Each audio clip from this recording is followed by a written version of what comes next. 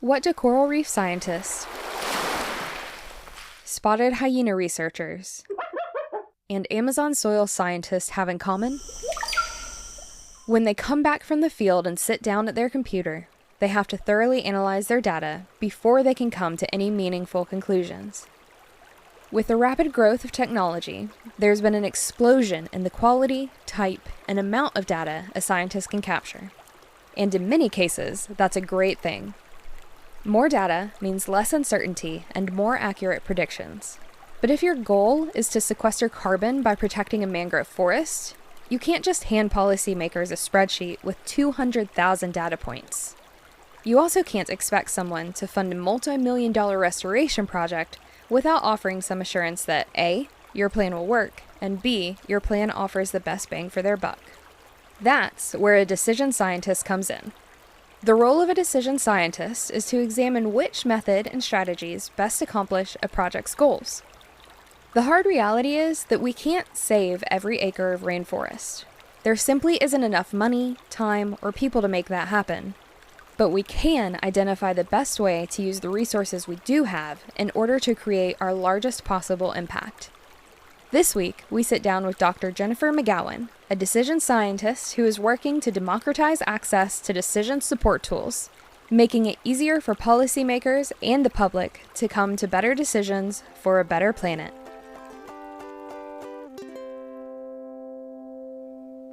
Welcome to Conservation Connection, a show where we do just that, connect you to people working in the field of conservation.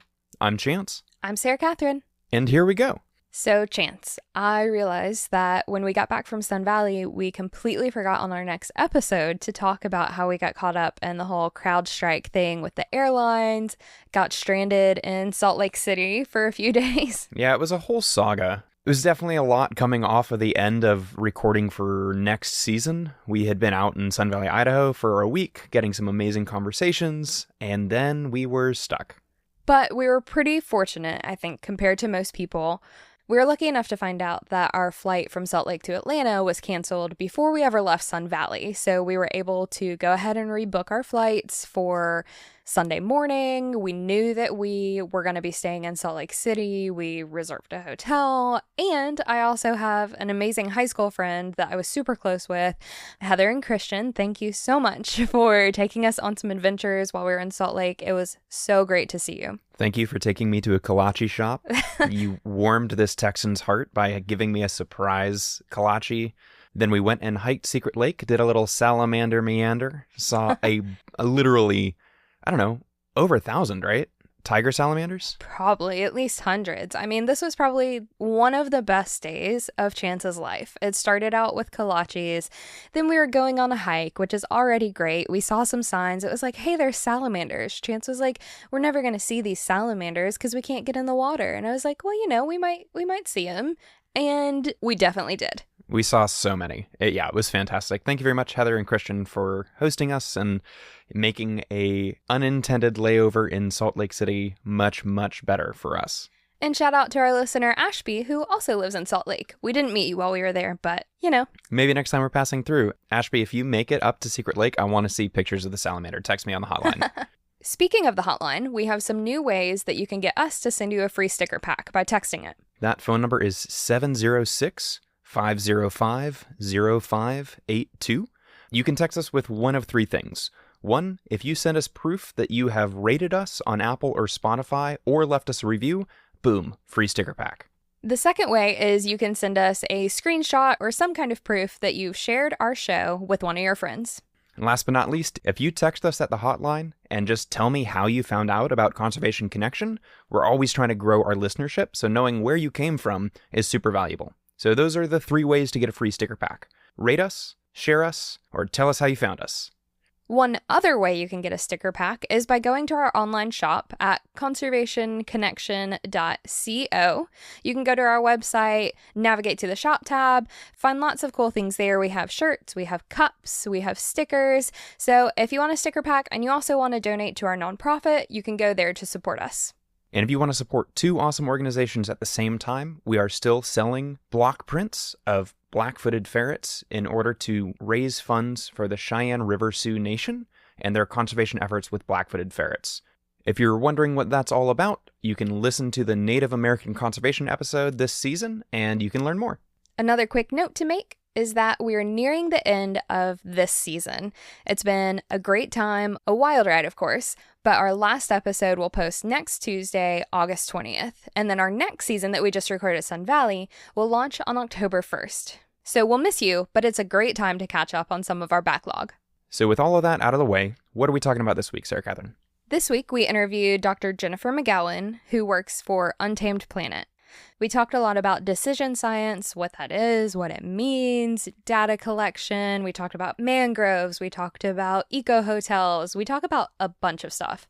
Yeah, she's really interested in kind of the higher level, zoomed out process of making the best possible decisions with the limited resources that we have available. Another really fun thing that we talked about in this episode that we got to talk about last year as well is gaming and conservation and how gaming plays a role in the environment, game development, all of that. So if you're listening and you love playing video games or you think you might want to build video games, I think you'll definitely enjoy this episode. Yeah, you wouldn't usually put together like Roblox and Fortnite and conservation, but she does a great job showing how we can activate people who wouldn't otherwise be out in nature to help protect the environment that we all rely on. Yeah, this was really a fun and interesting episode for us to record, and we hope you enjoy it. So with all that, enjoy this episode with Dr. Jennifer McGowan.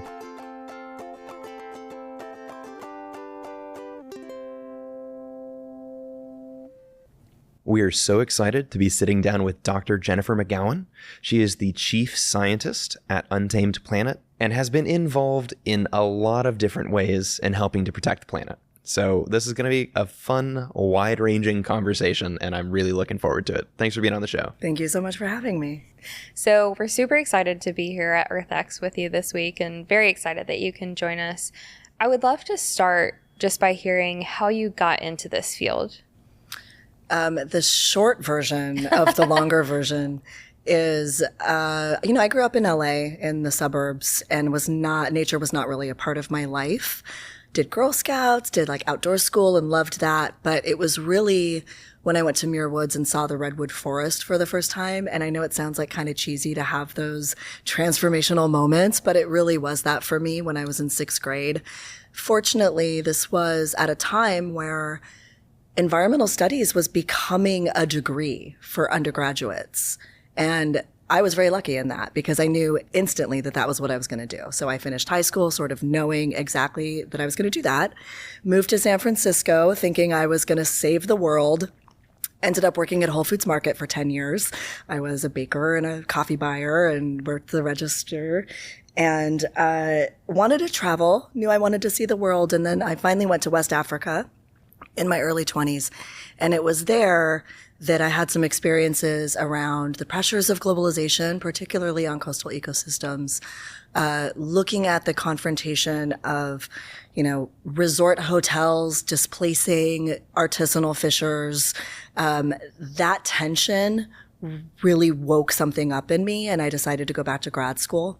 And then through grad school, it was really GIS and geospatial stuff was happening. I wasn't really a computer geek, but I thought mapping was so cool. I loved cartography. When I was really little, I thought I was going to be an archaeologist. So it was just something about maps and spatial data and satellites and technology that was happening all at the same time as merging with environmental decision-making, conservation planning.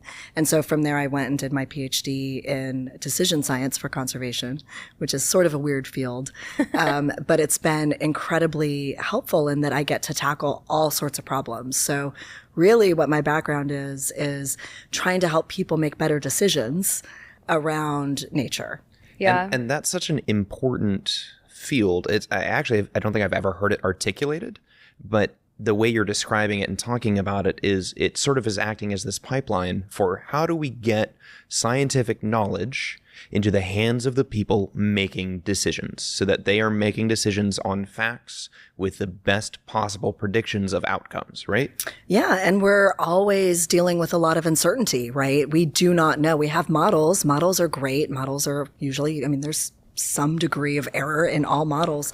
And so what I try and do is just we're drowning in data at this point in time, and we're still making pretty bad decisions. And I think that that's because we don't have enough people trained in the field of decision science. So how do you take things like enabling conditions, political will, costs, feasibility of different actions and strategies, and organize all of that information in a way that can help someone feel confident that they should be investing in this strategy, in this place, at this time?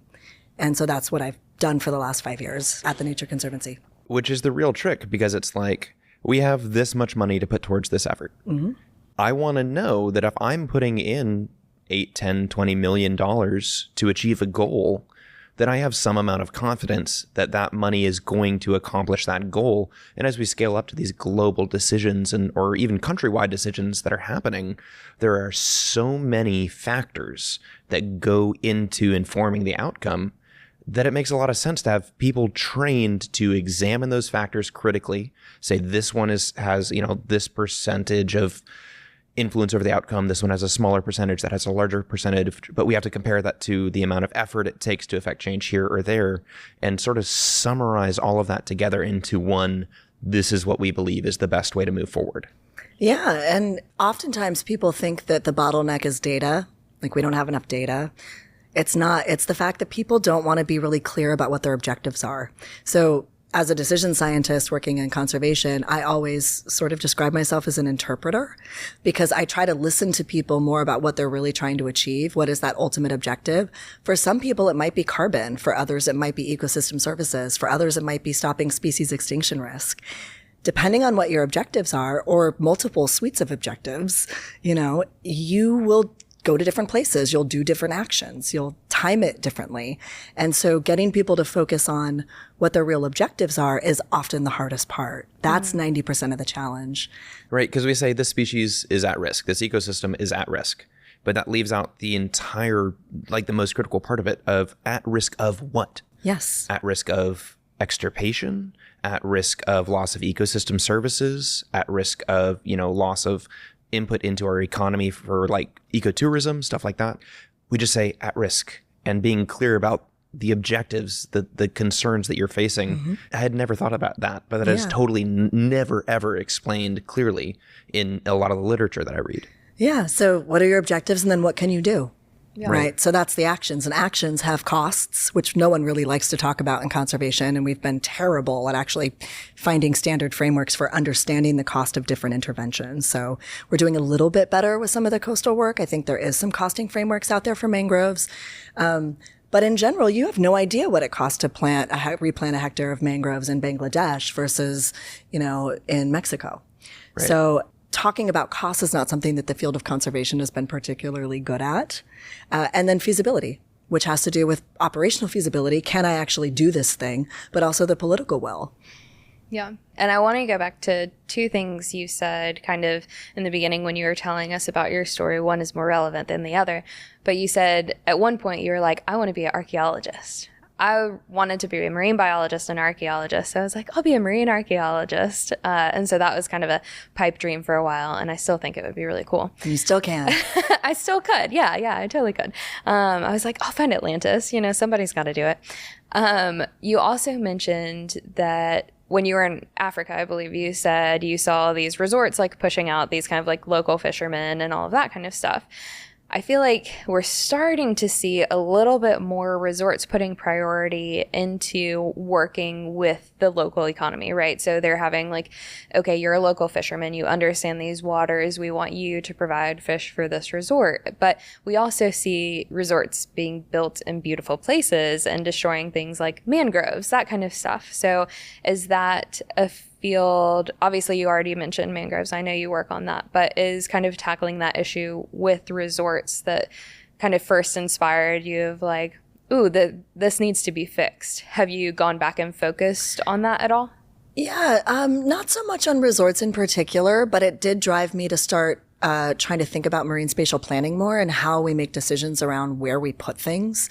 So I do spend a lot of my time supporting governments and things like coastal and ocean planning, mostly focused around marine protected areas right now, but often around fisheries, coastal development, integrated land-sea interfaces, trying to help people understand that depending on the action you're taking, some threats may or may not be mitigated. And so one of the things that's always a challenge in practice is you have different realms, right? The coastal area, it's a very complicated space because it's partially ocean, it's partially this intertidal, and then it's partially land. And so things that are happening on land are affecting the ocean, and things that happen on the ocean affect land. But we haven't done a great job of being able to integrate all of that interesting, interconnected ecology into our decision making.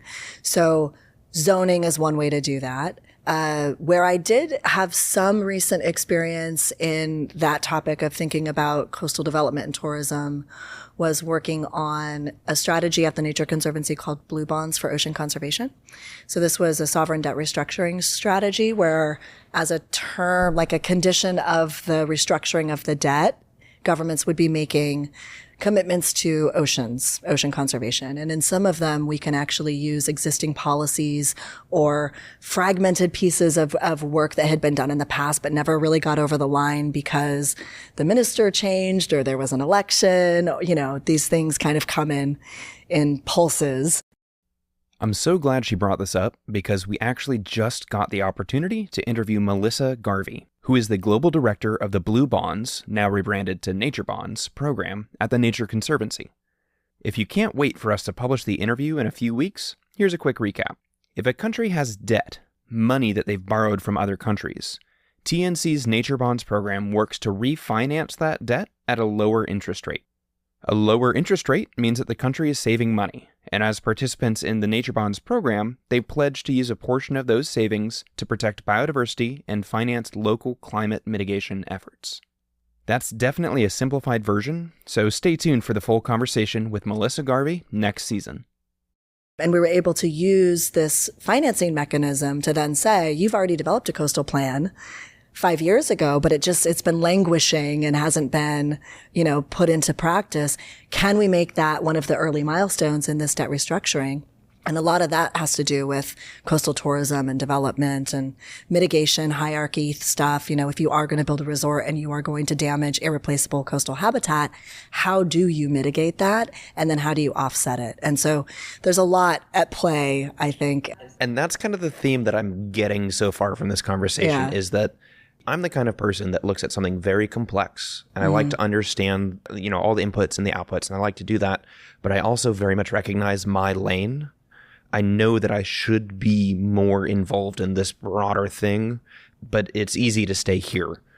And I have so much dang respect for somebody who looks at a complex system and goes, okay, I'm going to get a PhD in understanding that so that I can be the person that interprets this massively complex system for somebody who doesn't have that skill set. I mean, mad respect for that. Thanks. It's been fun. I mean, I have to learn a little bit of economics, a little bit of mathematics. I deal a lot with optimization algorithms too. I have to know just enough about the data to know what's important. Yeah, and it sounds like a little bit of psychology too. Totally. Or maybe a lot of psychology. Behavior. I mean, and this is a conversation I have a lot because I manage a global partnership right now with Microsoft and the European Commission and the Nature Conservancy on trying to democratize access to decision support tools, right? So this is very dorky and nerdy stuff, so we don't have to go deep into it. This is kind of a dorky, nerdy podcast a little bit, so... So we have this software called Marksan that is a zoning software. It's free and open. It has been forever, and it's an optimization algorithm. And it basically helps you understand where to put things in time and space, right? Given your different objectives. And one of the, I forgot where I was going. Well, an optimization, it comes back to what are we optimizing for? What is the objective, right? And that is, again, just so critical to know. Sure, it would be great if we could do all things everywhere all at the same time, but that's impossible. Yes. So in this project, what are our goals and what are other good things that may or may not be achievable alongside those goals, and how do we get there? And that is such a complex. You're a decision scientist. Oh no, do not put that voodoo on me. But even that way of thinking, what is the objective, right? And I think the mangrove paper that originally you mentioned, that's looking at multiple services, carbon, fisheries enhancement, food security, biodiversity. you lay all of these things individually on a map and they are not often that congruent. So the return on investment is not as straightforward as most of us like to think, because we always like to look at maps and stack things on top of each other and go, right, that's the priority. Or be like, these are mangroves. If we do mangroves, then we're dealing with carbon catchment, we're dealing with food security, and we're dealing with biodiversity, which is not necessarily true. Not necessarily for true. all mangroves. Like, exactly. This particular region, may be a very important growing ground for fry that go out and become food fish later out into the ocean. But this other mangrove, this other region may not be as productive for that, but is faster growing and therefore is sequestering more carbon in a short period of time, right? And so you really have to know down to like a really fine-grained scale what you're looking to do and what each of these areas are doing. Yeah, and I think one of the things I constantly try and fight against in conservation strategies is the idea that you can prioritize a place or you can prioritize a species. You can't. You can only prioritize what you are going to do. Right. And those actions have cost and feasibility. Right. So without all of that information, what are your objectives and what are you trying to achieve? The data, the action set that you have, the cost and feasibility, that's how you structure a strategy. But historically, most of the time, people just look at maps and they make some hotspots of stuff and they go, well, that must be the priority. Right. So fighting against that is like a lifelong battle in good decision science. It's so funny that the way that you just described that 100% made it sound like a video game, right? What are my action sets? Like, what are the things, what can I click on to make happen, right? True. What can I target to do that with, right? Which brings us back to this conversation we were having before I hit record about how you're involved in like game development. Is that a good way to say it? Or like, how are you involved in creating digital games and digital entertainment platforms with Untamed Planet to kind of further these conservation goals? Thank you for making that link, because I've never actually thought about it like that. But yes, this is a resource allocation issue. Conservation is. We have limited time. We have limited resources. We have a big job to do. Absolutely. And we're going for the high score. Perfect gamification of my life. Yeah. So, well, I was working in the nonprofit sector for a really long time. I love it. It's amazing work. The people that work in the nonprofits are just some of the most dedicated, hardworking people. I mean, we really do care so passionately, but there is a risk to kind of that grinding you down over time too, because it is a crisis discipline. Oh, we know.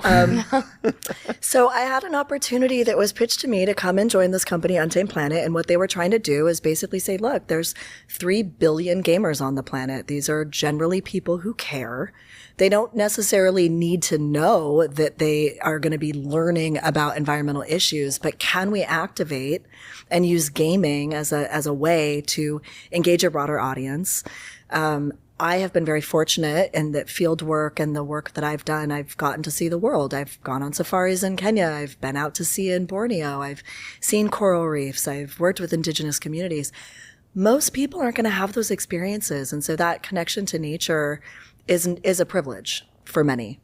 And so how can you get the 16-year-old kid, growing up in a high rise in Hong Kong to understand, that we're losing biodiversity and to care? Maybe they won't, but if we can meet people where they're at, which is gaming and entertainment, and we can do good things very sometimes subtly or very deliberately in gameplay, what's the opportunity there? So I just thought it was a really interesting thing to explore. I've done government, I've done academia, I've done NGOs, haven't done the private sector yet. And so I thought there was a lot I could learn, and I have learned an immense amount in the last year. But a good example is, my company before I joined had a game on Roblox called Untamed Animals. And it was this, cute game where you go in and you sort of adopt baby animals, little rhinos and zebras and elephants, and you rear them up and you have to feed them and, move through the game. So very, very simple.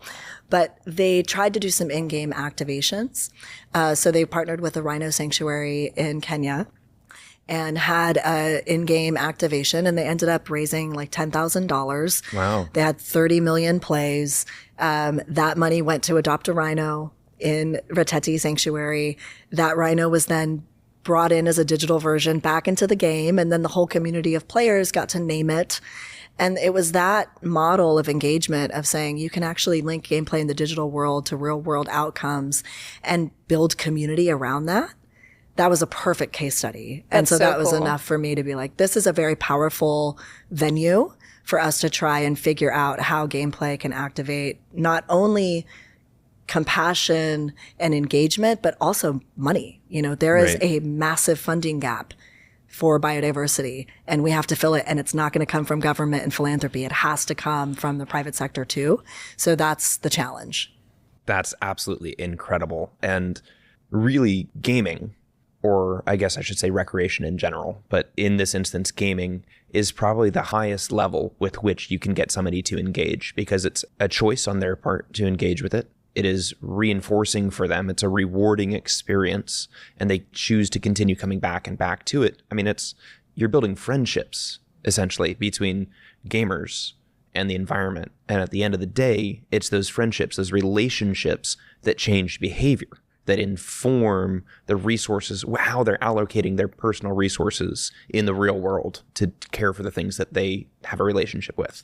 It's just such a brilliant strategy for activating a group of people that are not your classical outdoor enthusiasts hiking down the trail, you know? It's just like it's a win-win-win-win-win scenario for everybody involved. I agree. It's funny, you know, sometimes I think for those of us that have had those transformational moments in nature and that really do find recharge from nature, I think we sometimes project that that's going to be the case for everybody. But there are people that they go out into nature and they get traumatized, you know, because they get a bat flies by or, you know, they get bit by a spider or something. And so I think that nature is one of these things, like not everyone is going to connect to nature by being in nature, but nature is one of the most incredible, inspirational things. It is diverse. It is fascinating. It's like magical. There's so much drama in nature. So can we access it in a different way and like just put some fun back into it? I mean, we have really beaten the fun out of the natural world because so much of the storytelling is negative. And we need that. We need those stories to be told because we want people to care, but there also has to be hope. And I think gameplay and giving people agency to create alternative futures is something that's very interesting. And so there's some great media companies that we partner with that are working on that, you know, kind of virtual world building and future visioning, because so much of gameplay is dystopian as well. Right.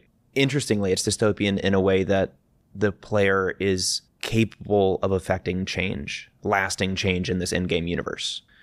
If I could play a game where I'm, you know, the conservationist and I save the world, I would do that all day long, right? Because it's my real life, except that I know that I'm changing the world, you know? It's just really valuable. And I think that going back to your point about transformational experiences, I think games can be transformational experiences. I would probably never categorize myself as a gamer, but I do play video games. And I can remember in middle school probably playing Shadow of the Colossus on PlayStation. And if you don't know the game, you're basically in this giant world that you're exploring, and your girlfriend has died, and this spirit tells you, if you go take the spirit of these 12 colossus that are on the map, I can bring your girlfriend back to life. And over the course of the game, you realize that you are probably the bad guy. Like you're killing these ancient beings for selfish reasons, but you have to do it. I mean, it's the game. It's completing the game. And for me, that was one of the first times that I can remember like examining morality more deeply in the context of like personal need or personal desire and the community or the world at large, and how those can be in conflict and nobody is evil, you know? And so using those same transformational experiences for somebody who is not going to connect with nature by being in nature, it's not happening right now at the scale that it could be. And there's so much value in putting energy into that system, because I think it's going to be very, very fruitful. Yeah, we'll see. I mean, it's going to take everybody to care, but I think everyone cares, right?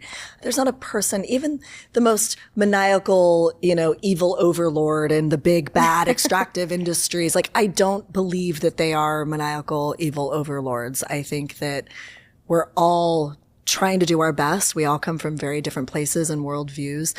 Most people care about humanity and they care about animals and they don't want to harm the planet. But we don't have good messaging for what you can do. If you're just a person moving through the world, there is so much information coming at you. You really don't know where to trust. Is it plastics? Is that what you can do? Is it not having your plastic bag at the grocery store? Is it choosing the more expensive meat that's organic? Like we really don't know what's going to have impact. And so I have a lot of empathy for people who feel very overwhelmed. I fortunately have a strange ability to compartmentalize my life, because I think when you work at the global level that I work, you sort of have to have that ability to see the things that I see, but then like keep going. Yeah. But I really do empathize with people that don't know what to do, care deeply. Is it going to a protest? Is it signing a petition? Is it ditching my plastic straws? Like, yes, all of the above, but also like if we can make it easier for people to really enact change by doing the stuff that they do every day, like playing a video game. Right. I think that that's very powerful, and I think it's very untapped, and I don't think the conservation community has leveraged that enough.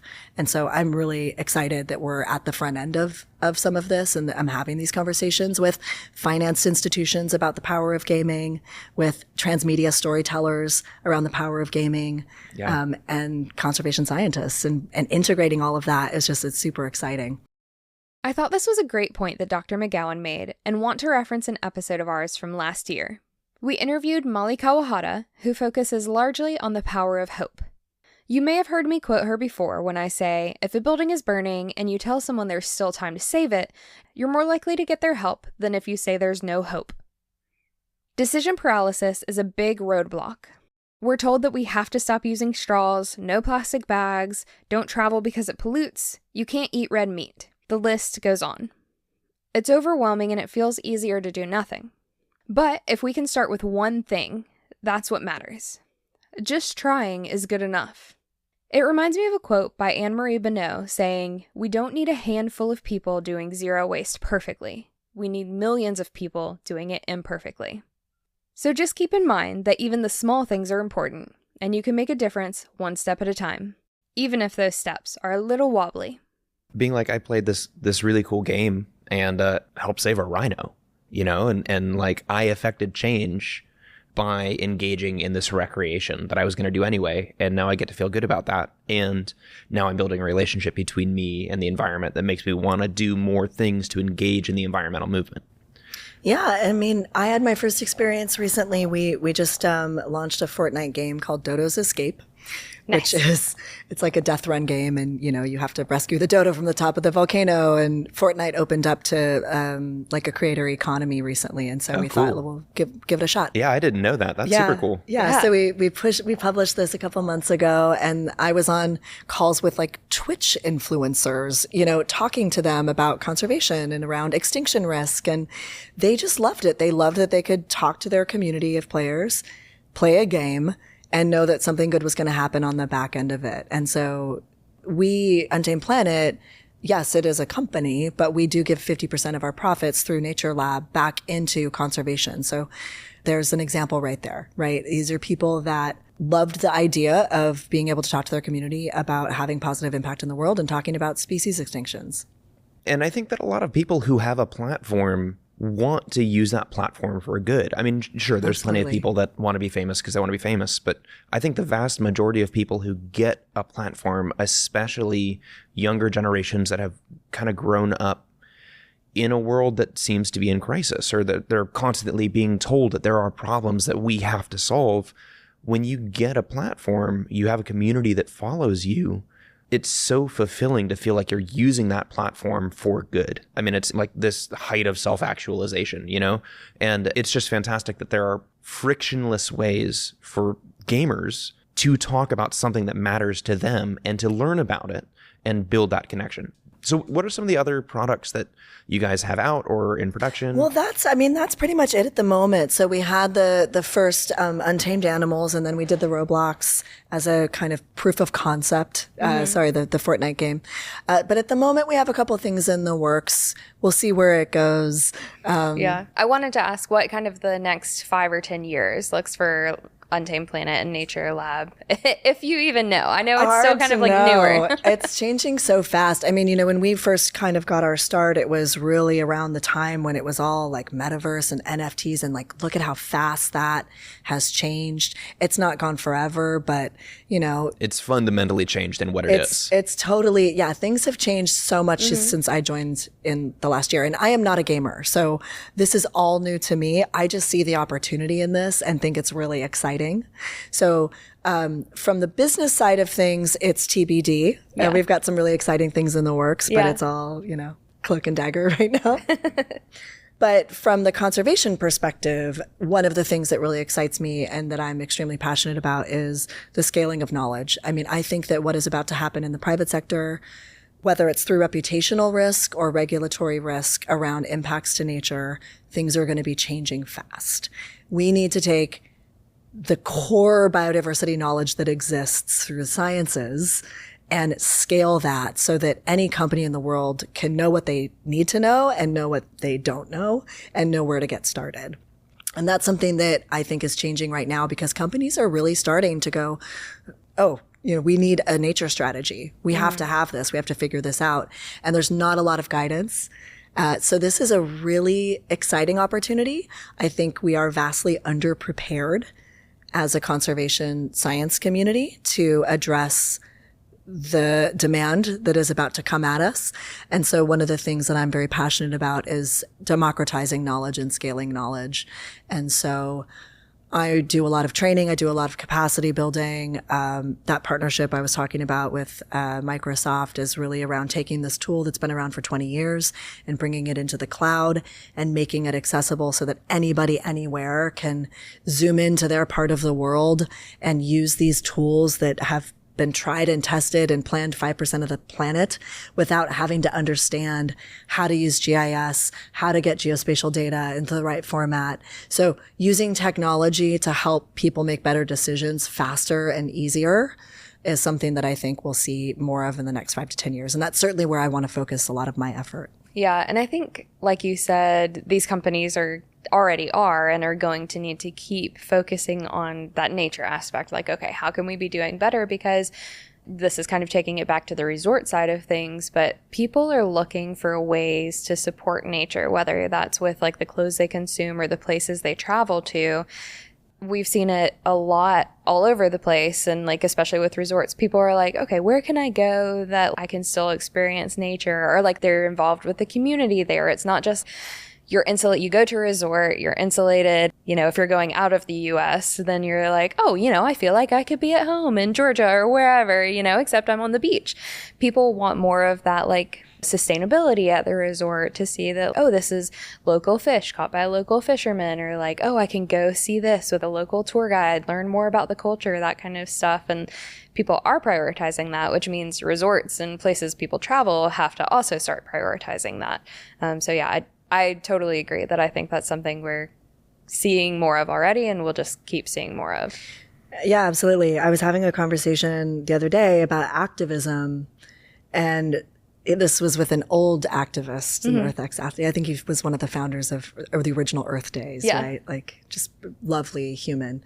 And he was like, everyone is an activist, because in every decision that you make, you are activating something. If you are making a bad decision around where you try to travel to, or a good decision around where you try to travel to, you're activating benefits through that chain, through that supply chain. So every time you go to the store, you are an activist in what cereal you choose to buy, what brand of clothes you choose to support, what type of resort you want to go vacation at, where you go, if you're driving. We're making decisions all the time that enable us to be activists. I've never heard it framed that way.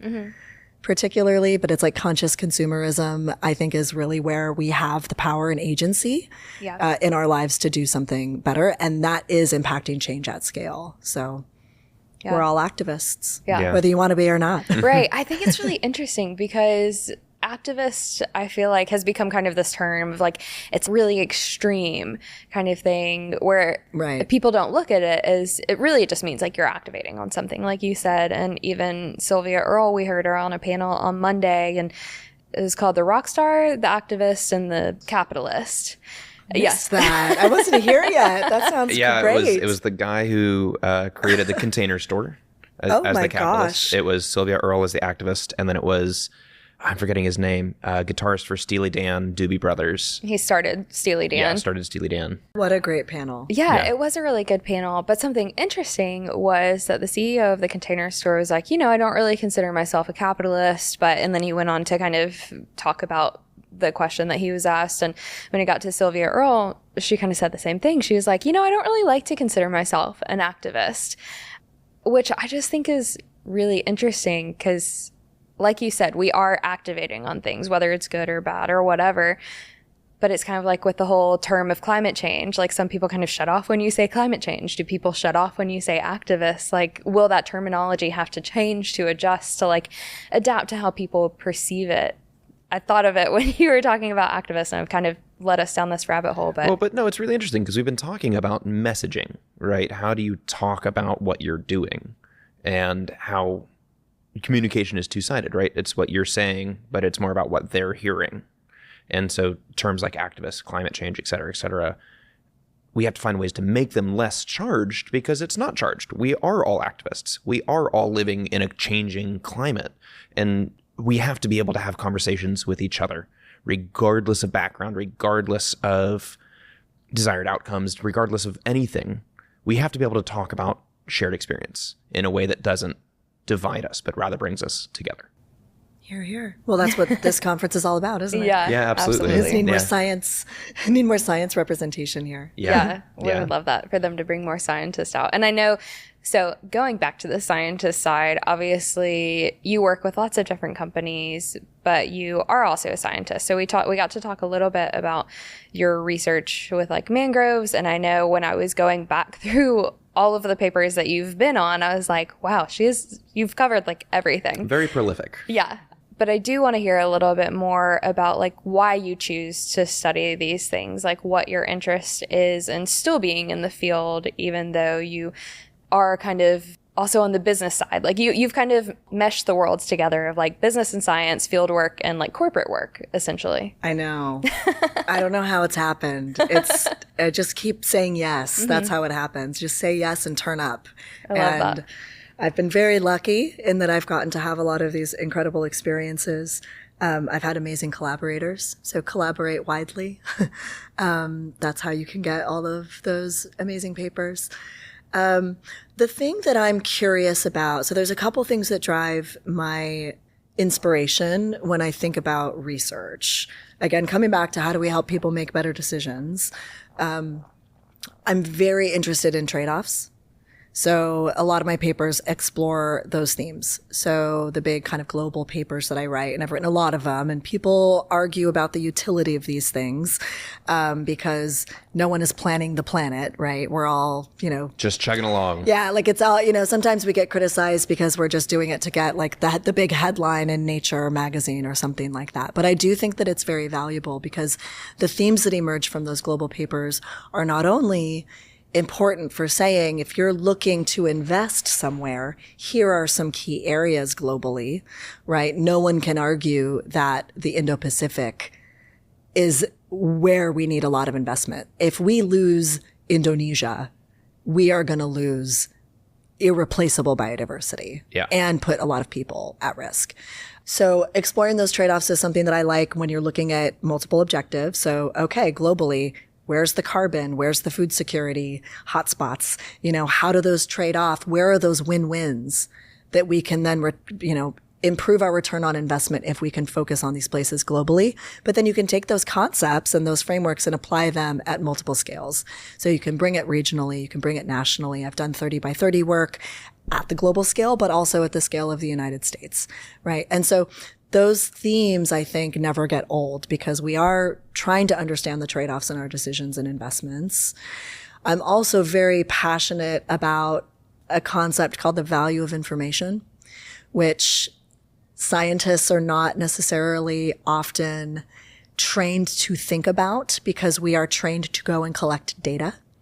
More data must be better. I disagree with that. I think more data is interesting. More data is not always necessary. It comes back to your objectives and your decision. And so a lot of scientists think that, well, if reducing any uncertainty is better. So when you come to places like this, and I'm certainly, swanning around now in like VC circles and venture capitalist circles and talking to people that are innovators and technologists. And it's like, we're going to get better data. We're going to get every 30-second resolution. It's just like more. That must be better. And one of the things that I've spent a lot of my research talking about is potentially better, right? Not all uncertainty is important to reduce. Well, it's optimization, going back to it, right? It's like how much, at some point, knowing the exact micron measurement of the coastline is not functionally useful for answering questions, And so I definitely empathize with the idea that more data is not necessarily better. It's good. It's good to be able to do that, but it doesn't necessarily solve the problems better. And we're at a point where we don't have the luxury of being able to just make the best technology available. We have to make technology good enough so that we can answer the questions, get the knowledge that we need, and then use it to inform the decisions that are being made. Yeah. And scientists, I am one. I think, at least I identify as one, and so I can speak on behalf of all scientists. It's a displacement activity too. So governments often will say, okay, go do 5 years of research. Go improve your knowledge of this system, because it means we don't have to do anything until you finish. Right. So we have to be careful around that as well, because again, we can be chasing data. We can be counting the weevils of Papua New Guinea for the next 100 years while the world is burning. And so we have to get a lot better at figuring out what are the types of uncertainties that we really do need to close the gap on. And that all comes back to objectives, decisions, actions. Yeah. So that's really where a lot of my research sits, is sort of integrating all of these things and trying to inform pragmatic solutions to a crisis discipline. Yeah. That's fantastic. This has been such a cool conversation. Yeah, this has been a really different conversation from, I feel like, honestly, any other conversations that we've been able to have on the show. So that's been really cool. Before we leave this conversation, I would love to hear from you what you think are action, and we kind of touched on this a little bit already, but action items that people at home listening can take to just help us as we move forward. It's such a tough question. I think voting, engaging in putting people in power, because those are the people that do make the decisions that will shape the planet. So whether it's multilateral funding or domestic policy, voting really matters. And so vote with people and for people that are actually going to take these things seriously and not dismiss things like climate change. And at every level, right? Both Yes. at the highest elections all the way down to your local city councilman. Absolutely. I think that that's one of the most powerful things that we have. And I get discouraged. And I also, again, I empathize a lot with people that get completely overwhelmed and feel like it's hopeless and useless. But I can tell you, I've seen it. Who is in charge of departments of environment or the minister of finance dictates what happens in a country. And so if we care about nature and we care about climate and we want to have an equitable future, and live in harmony with nature, which is the sort of mid-century goal from the Global Biodiversity Framework. I really do think that voting is the most powerful thing that you can do. And then down to the little choices you can make in your everyday life as a conscious consumer around where do you get your meat from?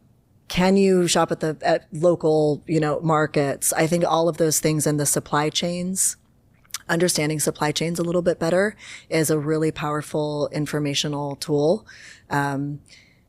There are trade-offs with convenience and fast fashion and fast food, and we are working in systems that have been designed to not allow us to have a lot of conscious consumerism. And so I think it's, where you can take an action, ride your bike, decide to walk, all of those things add up, and they do give you a little empowerment and agency to be part of the solution. Yeah, that's great. I think that's a big point of it's better to be engaged at a sustainable level for the whole of your lifetime than it is to be really heavily engaged and burn out 2 or 3 years in and then just be like, I can't make these decisions. I have to back out. So that's Yeah. Really excellent wisdom. And go easy on yourself, try. I try. Yeah. I try. I don't get it right all the time. Yeah. But I try. Do what you can, and you don't have to be perfect. Every day doesn't have to be perfect. Wow, what a quote to end on. Thank you, Sarah Catherine. And thank you so much for being here on the show with us today. Thank you guys for having me. This was really fun.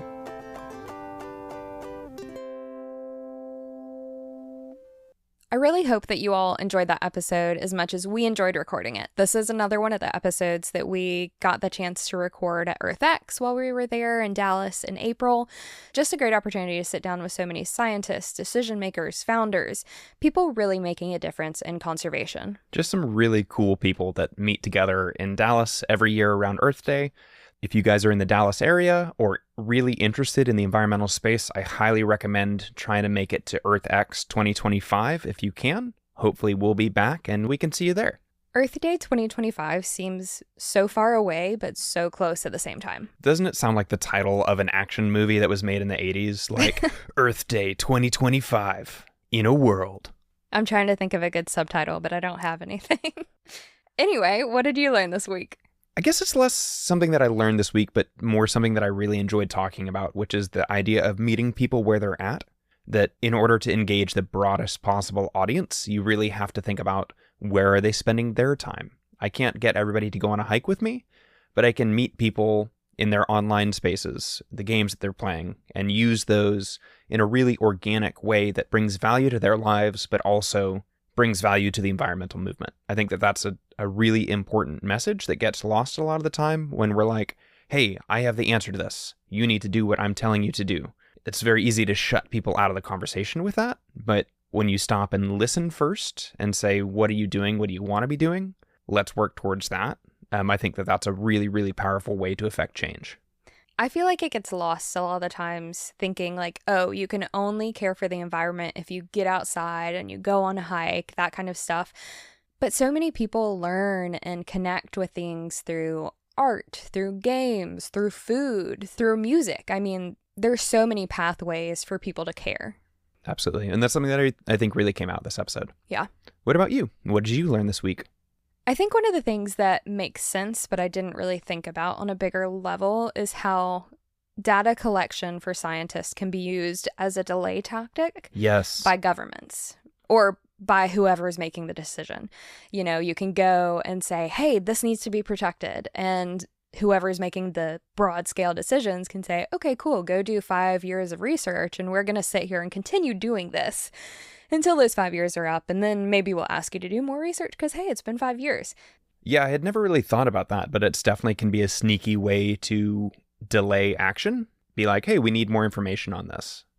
Yeah, and I don't really know who that's on to change that. Like, is it on the scientists to be more aware of, oh, this person's just asking me as like a delay tactic? Or is it on people who have that power in government or in decision making to be like, do we really need this? How can we affect change more quickly?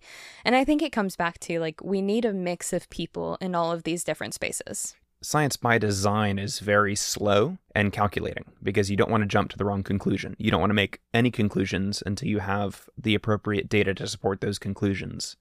And that's something that can be exploited. I totally agree. And speaking of having people in different places working in different fields, I'm really excited to introduce the audience to next week's guest. His name is Tom the Blowfish Hurd. Now, of course, that's a nickname, but still. But really, people do just call him Fish or Blowfish. Yeah, his friends call him Fish. He is the world's only heavy metal marine biologist, which is the weirdest title I think I've ever heard. But really, he's an incredible personality, an incredibly passionate marine conservationist. He's a TV personality. He is one of the only people, if not the only person, to have ever played heavy metal live for sharks. So if that sounds really interesting to you, highly recommend checking out next week's episode. And when we say heavy metal, usually in the ocean, that means stuff like Mercury. No, I'm talking like heavy metal guitar riffs, solos, bass beats, like the whole 9 yards. Yeah, he had some fascinating stories to share, and we kind of got caught up talking about sharks and what he has going on and just like his life history. He's a fascinating person and also an amazing scientist too. Like, this is not just a TV personality who's like, oh yeah, I go out and I swim with sharks or something. He knows what he's talking about. Yeah, he's got a lot of substance behind him. We wanted to take a second here and shout out some of the new reviews we got this week. Thank you so much to our listeners. Yeah, definitely. And I want to thank Ash specifically for leaving us a review that says, Chance and Sarah Catherine are a fabulous duo, fighting for the planet and spreading the word with this podcast. So thank you, Ash, and to everyone else who left us a review. If you want to hear your name on the podcast, then yeah, go leave us a review or text us. It's also a great way to get a free sticker pack. As a reminder, you can text the hotline at 706-505-0582. And if you send us proof that you left a review, shared our podcast with a friend, or you just tell us how you found out about Conservation Connection, we'll send you a sticker pack for free.